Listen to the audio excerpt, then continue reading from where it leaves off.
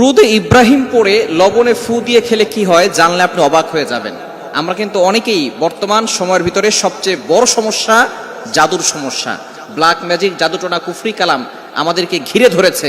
আমাদের আশেপাশের মানুষরাই এই ব্ল্যাক ম্যাজিক, জাদুটোনা, কুফরি কালাম করছে।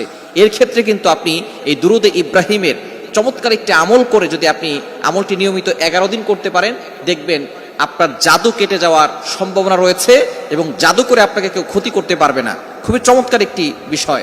এই দুরুদের ফজিলত কিন্তু অনেক বেশি। নবীজি সাল্লাল্লাহু আলাইহি সাল্লামের প্রতি যে ব্যক্তি একবার দুরুদ পাঠ করবে, আল্লাহ পাক রব্বুল আলামিন তার উপরে 10 বার রহমত নাজিল করবেন।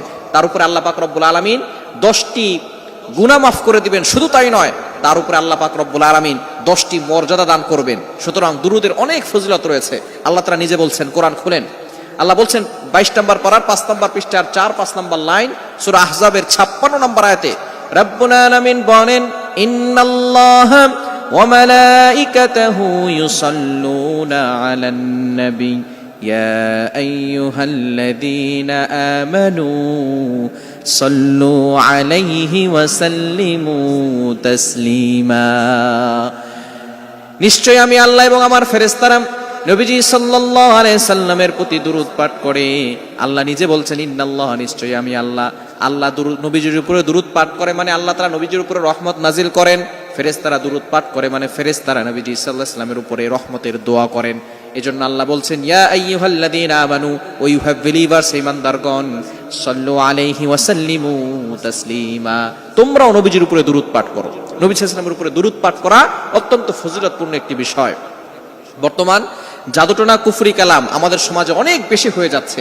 এটা থেকে বাঁচার জন্য জাদুটাকে কাটতে হবে। এটা কাটার জন্য আপনি দৈনিক 5 ওয়াক্ত নামাজের পরে ফজরের নামাজ অবশ্যই পড়বেন এবং 5 ওয়াক্ত নামাজ অবশ্যই জামাতের সাথে পড়ার চেষ্টা করবেন এবং মা বোনরা ঘরে পড়ার চেষ্টা করবেন।